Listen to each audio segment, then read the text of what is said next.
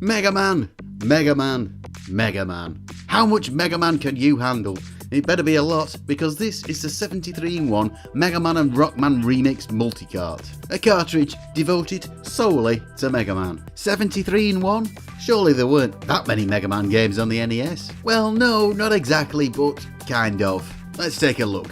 I got this cartridge from AliExpress, though I'm sure it's available in other places too. It'll cost you less than £15 or under $20. The Famicom version's a bit cheaper, the NES version costs a bit more, the games on them are exactly the same, and the NES version will work on an unmodified console of any region. So what's on here then? Well, Mega Man. We have of course all 6 of the main series Mega Man games. They're all good games, they're all worth playing if you like Mega Man. Excellently designed and for the most part pretty darn difficult. 2 is probably the standout for me, but they all have their own merits. They do get a little samey, but each one adds something to the formula. There's both the original Japanese versions as well as the US NTSC releases. There's not a massive amount of difference between the two. In Japan, Mega Man is known as Rockman, and of course, much of the text in the Japanese versions is in Japanese. But other than the titles and the language of the cutscenes, the gameplay is pretty much identical.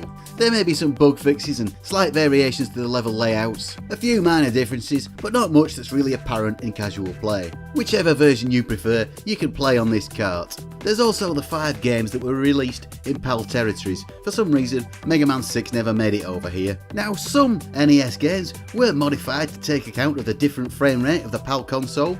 Some of them had extra language options and other differences too. But not these, they do appear to be identical to the US releases. If there is any difference, well, it's too subtle for me to detect. So even if you're playing on a PAL console, there's not a huge amount of point in playing these games over the American releases. But this is a cartridge that leaves no stone unturned when it comes to Mega Man, so the PAL versions are on here as well. There is also the only other official Mega Man game released on the NES or Famicom. Wily and light, no rock board, that's Paradise.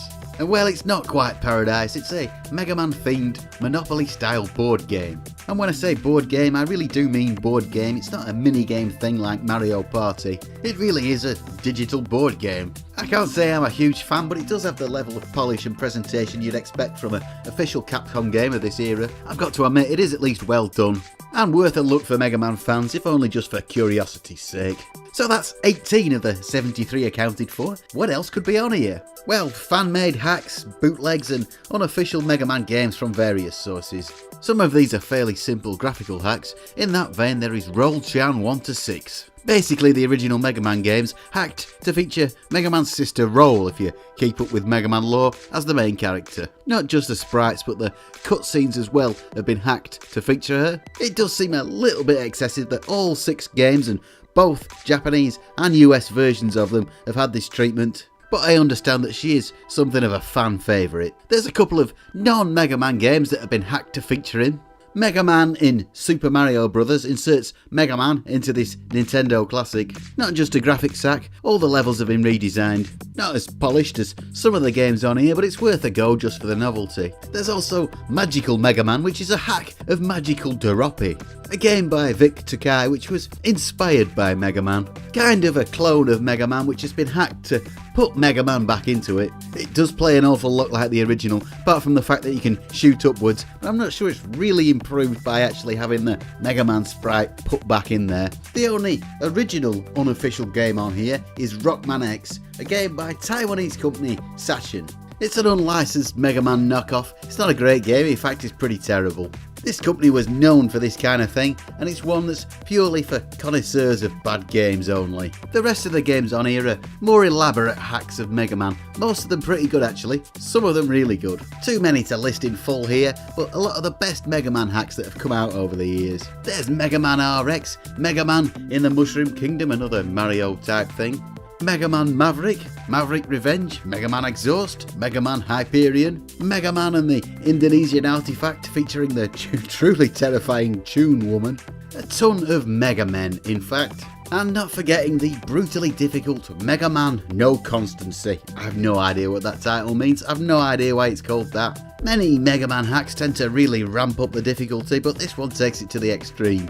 It's got excellent graphics, superb music and all new level designs. But its difficulty means that it's really for seasoned Mega Man masters only. The only game on here not to actually feature Mega Man or any of the characters from the series is My Little Pony Dr. Discord's Conquest. I can't say that I'm a huge fan of My Little Pony, so I wasn't really expecting much from this, better than I thought it would be. A very comprehensive hack of Mega Man 3, with new levels, graphics, music, even enemy AI. Unlike most hacks, it's a little easier than its source material, and it's just weird and entertaining enough to be worth a go, even if My Little Pony doesn't really do a lot for you. The best thing on here though, without a doubt, a game that by itself makes this cartridge worthwhile, it's Rockman 4 Minus Infinity. Created by Japanese ROM hacker Pure Sabi or something like that, calling this a ROM hack is doing it a disservice. It's pretty much a whole new game, based on the Mega Man 4 game engine. It's got all new levels, new graphics and graphical effects, new music, new weapons, new enemies, new everything really. And it is absolutely superbly designed. It's got loads of great additions, a very fine-grained difficulty setting, allowing you to set things like energy level and number of lives, or even turn off insta-kill pit deaths. It replaces classic Mega Man's most irritating feature, the password save system, with a battery backed up save. And yes, it does seem to work on this multicart, so no more passwords. There's extra features to unlock, including new play modes when you beat the game, references to other Mega Man games, in fact, just loads of neat touches. It's at least as good as, and in fact probably better than some of the official Mega Man games. It's certainly the best Mega Man hack, and in fact probably one of the best ROM hacks full stop. The easiest difficulty settings are pretty easy, the harder modes will give you a real challenge, and pretty much everything about this is really good. Even if you're not a huge Mega Man fan, this could win you over. How does the creator feel about it being on a pirate multicart? Does he even know? I've no idea, but that's what you get with these multicarts. Overall then, would I recommend this cartridge? Well, for hardcore Mega Man fans, probably yes.